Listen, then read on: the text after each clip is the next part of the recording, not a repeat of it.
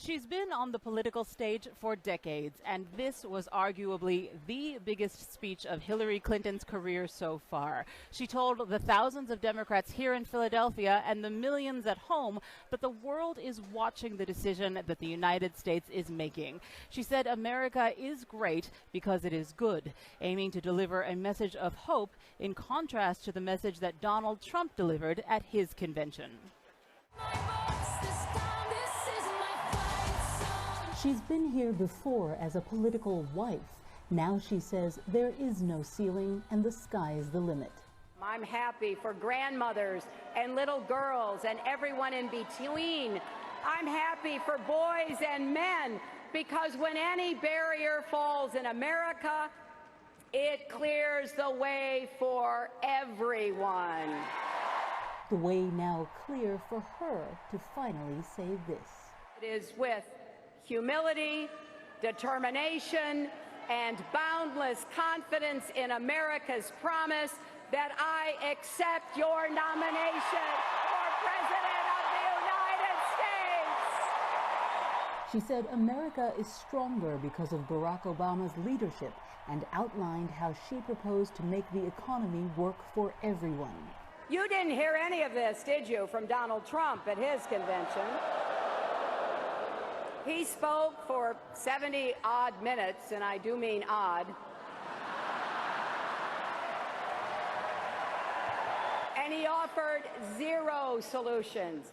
Clinton warned Americans not to believe him when Trump says that he alone can fix the country's problems, recalling her book It Takes a Village and her new slogan Stronger Together. She reached out to the Bernie or Bust contingent, saying their voices had been heard. Bernie Sanders and I will work together to make college tuition free for the middle class and debt free for all.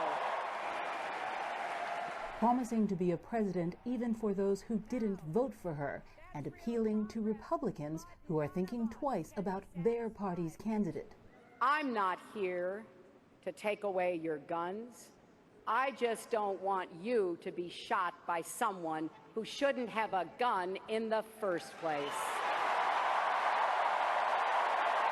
And speaking of those she believes should not have weapons, a man you can bait with a tweet is not a man we can trust with nuclear weapons.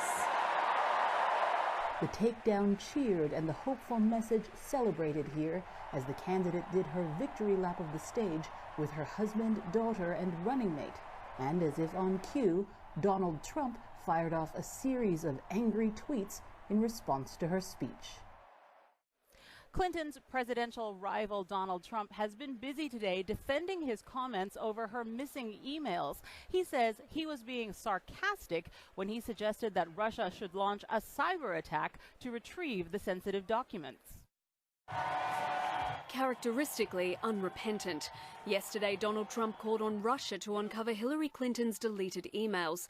Today, he insists he was being sarcastic. Of course I'm being sarcastic, but you have 33,000 emails deleted. The word sarcasm being repeated by Team Trump. Once again, the national media takes what was clearly a sarcastic comment made by Donald Trump. They've taken a sarcastic comment, statement laced with sarcasm. But it wasn't a joke to Trump yesterday. Reporters pointing out presidential hopefuls can't encourage a hack on their own system. Do you have any qualms about asking a foreign government, Russia, China, anybody, to interfere, to hack into a system of anybody's in this country? That's up to the president. Let the president talk to him. Critics fear Trump's latest gaffe could jeopardize national security. The Democrats say his comments were not a joke and he should be held accountable. What he's basically doing is saying, hey, Russia, if you can put your thumb on the scale of an election in the United States, please do it.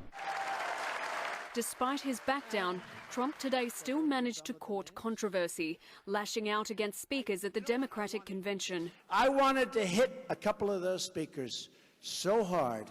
Clinton insists it's statements like this that show Trump shouldn't be president. You really think Donald Trump has the temperament to be commander-in-chief? Donald Trump can't even handle the rough and tumble of a presidential campaign. No sarcasm intended. Naomi Selvaratnam, SBS World News.